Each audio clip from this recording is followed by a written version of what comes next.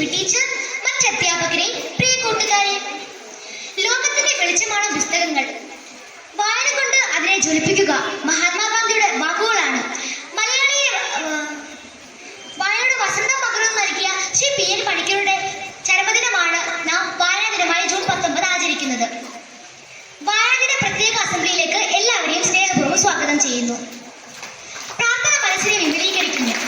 പ്രാർത്ഥനയ്ക്കായി prayer ടീമിനെ ക്ഷണിക്കുന്നു.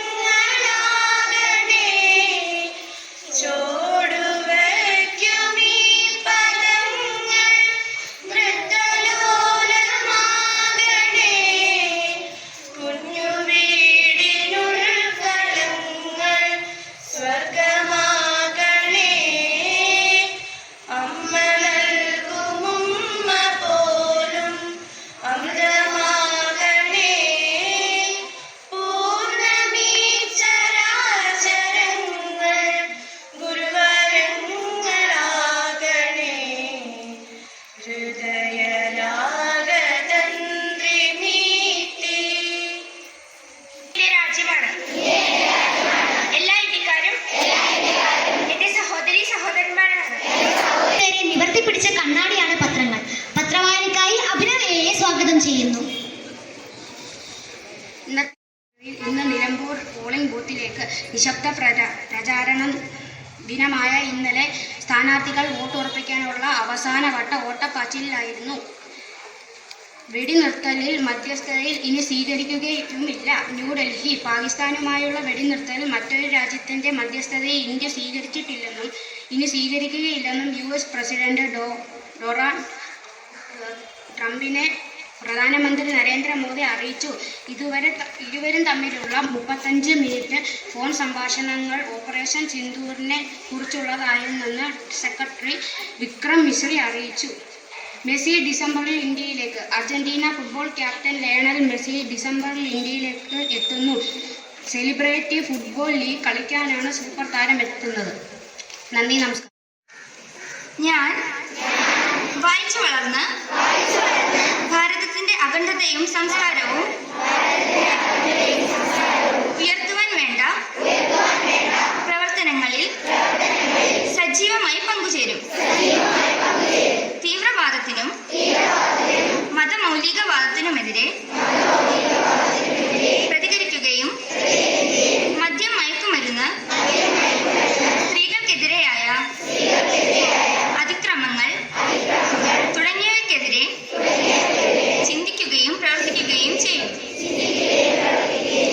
വിനാശകരമായി വളരുന്ന അഴിമതിയും അനീതിയും തുടച്ചു നീക്കുവാൻ കഴിയുന്ന വിധം പരിശ്രമിക്കും. ഭാരതത്തിലെ നിയമവ്യവസ്ഥകൾ ശരിയാവണ്ണം പാലിക്കുകയും ശാന്തിയും സമാധാനവും സുരക്ഷിതത്വവുമായ അന്തരീക്ഷം നിലനിർത്തുവാൻ പൂർണ്ണമായി പ്രയത്നിക്കുകയും ചെയ്യും. നമ്മുടെ അമൂല്യ സമ്പത്തായ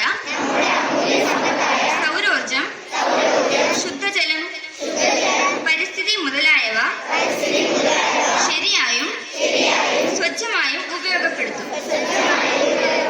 എന്റെ രാജ്യത്തെ ലോകരാഷ്ട്രങ്ങളുടെ മുൻപിൽ എത്തിക്കാൻ വേണ്ട പ്രവർത്തനങ്ങളിൽ സജീവമായി പങ്കെടുക്കുകയും അതിനുവേണ്ടി മറ്റുള്ളവരെ പ്രേരിപ്പിക്കുകയും ചെയ്യും. വായിച്ചു വളരും, ചിന്തിച്ച് വിവേകം നേടും.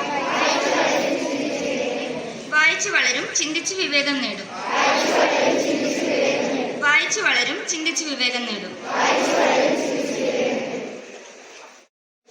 ബഹുമാനപ്പെട്ട അധ്യാപകരെ, പ്രിയ കൂട്ടുകാരെ, ഇന്ന് ജൂൺ 19 വായനാ ദിനം. വായിച്ചാൽ വളരും, വായിച്ചില്ലേലും വളരും, വായിച്ചാൽ വിളയും, വായിച്ചില്ലേൽ വളയും എന്ന വായനയെക്കുറിച്ചുള്ള കുഞ്ഞുണ്ണി മാഷിന്റെ വരികൾ എല്ലാവരുടെയും മനസ്സിൽ ഓർമ്മയുണ്ടല്ലോ.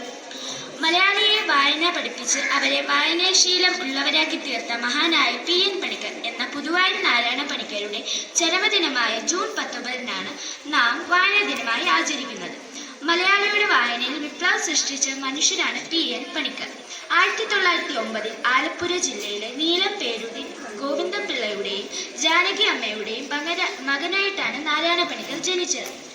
അദ്ദേഹം ഒരു LP സ്കൂൾ അധ്യാപകനായിരുന്നു. PN പണിക്കർ പുസ്തക വായനയ്ക്ക് വളരെയധികം പ്രാധാന്യം നൽകിയിരുന്ന ഒരു വ്യക്തിയായിരുന്നു. വായനയുടെ അത്ഭുത ലോകത്തേക്ക് ഓരോ മലയാളിയെയും കൈപ്പിടിച്ചുയർത്തിയ മഹാനാണ് അദ്ദേഹം.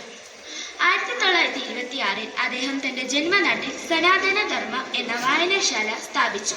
ഒരു സാധാരണ ഗ്രന്ഥശാല പ്രവർത്തകനായി പ്രവർത്തനം തുടങ്ങിയിരുന്ന അദ്ദേഹത്തിന്റെ അഹോരാത്രമുള്ള പ്രവർത്തനത്തിന്റെ ഫലമായാണ് കേരള ഗ്രന്ഥശാല സംഘം സ്ഥാപിതമാക്കുന്നത്.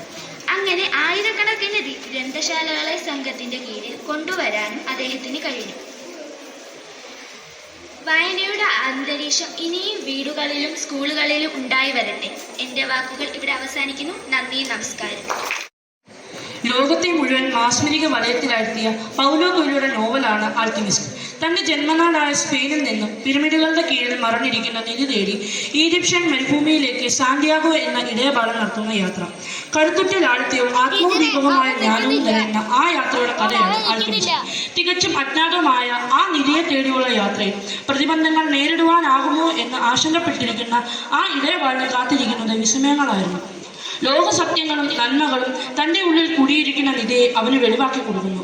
നമ്മുടെ സ്വപ്നങ്ങളുടെ ശക്തിയെ തിരിച്ചറിയാനും സ്വന്തം ഹൃദയത്തിലേക്ക് കാതോർക്കാനും ഓരോ വായനക്കാരെയും പ്രാപ്തരാക്കുന്നു സാന്റിയാഗോയുടെ ജീവിതകഥ. എല്ലാ വായനക്കാരുടെയും ലോകത്തെ കീഴ്മേ മറിക്കുന്ന ഒരു കൃതി ഓരോ ദശകത്തിലും പിറക്കുന്നു. ആൽക്കെമിസ്റ്റ് അത്തരമൊരു കൃതിയാണ്. നന്ദി.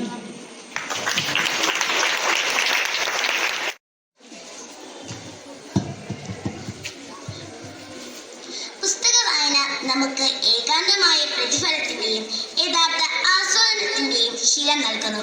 എല്ലാവർക്കും ഒരു വായനാ ദിന ആശംസകൾ. ഒരു പാട്ടു പിന്നെയും പാടി നോക്കുന്നിതാ ചിറകൊടിഞ്ഞുള്ളൊരു കാട്ടുപക്ഷി മഴുതിന്ന ചിരുന്നൊടിയാ ചെറുതിളക്കി. ഒരു പാട്ടു പിന്നെയും പാടി നോക്കുന്നിതാ ചിറകൊടിഞ്ഞുള്ളൊരു കാട്ടുപക്ഷി മഴുതിന്ന മാമരക്കൊമ്പിൽ തനിച്ചിരുന്നൊടിയാ ചിറകു ചെറുതിളക്കി. നോവുമെന്നോർത്തൊപ്പതുക്കെ അനങ്ങാതെ പാവം പണിപ്പെട്ടു പാടിടുന്നു. ഇടറുമീ ഗാനമൊന്നേറ്റു പാടാൻ കൂടെ ഇടയില്ല, കൂട്ടിന്നു കിളികളില്ല.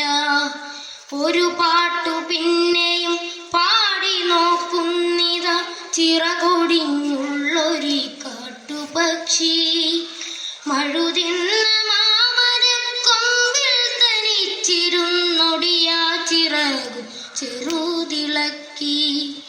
പതിവുപോൽ കൊത്തിപ്പിരിഞ്ഞുപോയി മെയ്ച്ചൂടിൽ അടവച്ചുണർത്തിയ കൊച്ചുമക്കൾ ആർക്കുമല്ലാതെ വെളിച്ചവും ഗാനവും കാറ്റും മനസ്സിൽ കുടിയിരുത്തി. ഒരു പാട്ടു പിന്നെയും പാടി നോക്കുന്നിതാ ചിറകൊടിഞ്ഞുള്ളൊരു കാട്ടുപക്ഷി മഴുതിന്ന മാമരക്കൊമ്പിൽ തനിച്ചിരുന്നൊടിയാ ചിറകു ചെറുതിളക്കി.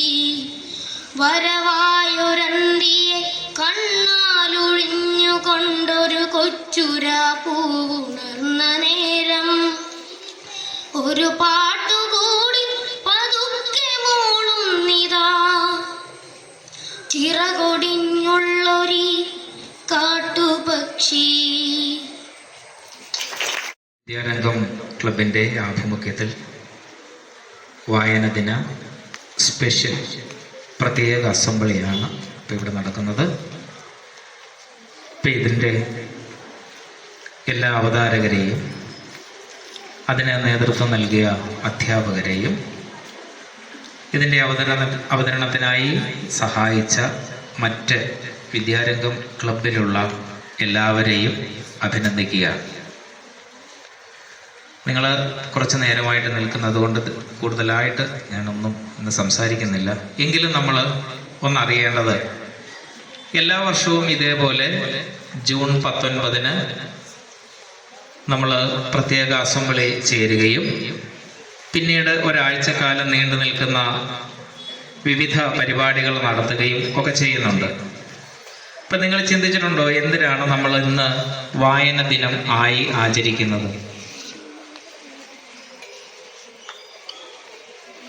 പ്രശസ്തനായ ഒരു വ്യക്തിയുടെ ചരമദിനം ഓർമ്മിക്കുക എന്നതിനപ്പുറം നമ്മൾ മനസ്സിലാക്കേണ്ടത് വായനയ്ക്ക് ഒരു ശക്തിയുണ്ട്. കഴിഞ്ഞ അസംബ്ലിക്ക് ഞാൻ നിങ്ങൾക്ക് പറഞ്ഞു തന്ന ഒരു കഥ ഓർമ്മയുണ്ടാവുമല്ലോ. ഓർമ്മയുണ്ടോ? പഠനത്തിൽ ഒട്ടും താല്പര്യമില്ലാതിരുന്ന ഒരാള് ഒരു പുസ്തകം വായിക്കുകയും ലോകം അറിയപ്പെടുന്ന ഒരു സാഹിത്യകാരനായി തീരുകയും ചെയ്ത ഒരു കഥ. അതാണ് വായനയുടെ ശക്തി. അപ്പോൾ വായിച്ചാൽ നമ്മളൊരു സാഹിത്യകാരൻ മാത്രമാണോ ആയിത്തീരുന്നത്? ആണോ? എഴുതുന്നതിന് വേണ്ടി അല്ലെങ്കിൽ സാഹിത്യ സൃഷ്ടികൾ നടത്തുന്നതിന് വേണ്ടി മാത്രമാണോ വായന? പിന്നെയോ വായനയിലൂടെ ആയിരിക്കാം ഒരു ശാസ്ത്രപ്രതിഭ അല്ലെ ഉടലെടുക്കുന്നത്. അങ്ങനെ വിവിധ മേഖലകളിലെ നമ്മുടെ കഴിവുകൾ വികസിപ്പിക്കുന്നതിന് വായന നമ്മളെ സഹായിക്കും. അതാണ് പറയുന്നത്, വായനയ്ക്ക് ഒരു ശക്തിയുണ്ട്. ആ ശക്തി നിങ്ങൾ തിരിച്ചറിയണം. എന്നാൽ ഇന്ന് ഈ ശക്തി മൊബൈൽ ഫോണിന്റെ അതിപ്രസരം വളരെ കുറച്ചിരിക്കുകയാണ്. ഇന്നിപ്പോൾ കൂടുതലായിട്ട് നിങ്ങൾ വീട്ടിൽ ചെന്ന് ഫോൺ എടുത്താൽ ഉടനെ റീൽസ് ഒക്കെ ആയിരിക്കും കാണുക, അല്ലേ? പക്ഷെ കുറേ വർഷങ്ങൾക്ക് മുൻപുള്ള കുട്ടികൾ കുറെ കൂടി വായനയിൽ താല്പര്യം കാണിച്ചിരുന്നു. അപ്പോൾ ഇന്ന് ഈ മൊബൈൽ ഫോണൊക്കെ വന്നപ്പോൾ നമുക്ക് വായനയിൽ താല്പര്യം കുറയുന്നത്. അതുകൊണ്ടാണ് പലരും പറയുന്നത് വായന മരിച്ചുകൊണ്ടിരിക്കുന്നെന്ന് പറയുന്നത്. പക്ഷെ വായനയുടെ ശക്തി നിങ്ങൾ തിരിച്ചറിയണം. വായനയുമായി ബന്ധപ്പെട്ട് നമ്മുടെ സ്കൂളിൽ ഒരു നിധിയുണ്ട്. നിങ്ങൾ ആരെങ്കിലും കണ്ടിട്ടുണ്ടോ? എന്താ? ഇവിടെ എത്ര പേര് പോയി ലൈബ്രറിയിൽ നിന്ന് പുസ്തകം എടുത്തിട്ടുണ്ട്? പുസ്തകം എടുക്കണം, നിങ്ങൾ വായിക്കണം. വായിച്ച് തുടങ്ങുമ്പോഴാണ് വായനയുടെ ശക്തി തിരിച്ചറിയുന്നത്, വായനയിൽ നമുക്ക് താല്പര്യം ഉണ്ടാകുന്നത്. അപ്പോഴായിരിക്കും നമ്മളുടെ ഉള്ളിൽ ഉറങ്ങിക്കിടക്കുന്ന വിവിധ കഴിവുകൾ നമ്മൾ തിരിച്ചറിയുന്നത്. ആ കഴിവുകൾ നമുക്ക് വികസിപ്പിച്ചു കൊണ്ടുവന്ന് ലോകമറിയപ്പെടുന്ന പ്രതിഭ ആയി തീരാൻ സാധിക്കുന്നത്. അതുകൊണ്ട് നിങ്ങളെ വായനയുടെ ആ ഒരു ശക്തി തിരിച്ചറിയിക്കുക എന്ന ഒരു പ്രാധാന്യം കൂടി ഈ വായന ദിനത്തിന് എല്ലാ വർഷവും ഉണ്ട്. അപ്പൊ നമ്മൾ വെറുതെ ഇത് ആചരിച്ച് അവസാനിപ്പിക്കാതെ നമ്മൾ ചില തീരുമാനങ്ങൾ ജീവിതത്തിൽ എടുത്ത് മുന്നോട്ട് പോകണം. അതാണ് ഈ ദിനത്തിൽ എനിക്ക് നിങ്ങളോട് അഭ്യർത്ഥിക്കാനുള്ളത്. പിന്നെ കൂട്ടിച്ചേർത്ത് 1-2 കാര്യങ്ങൾ പറയാനുള്ളത്.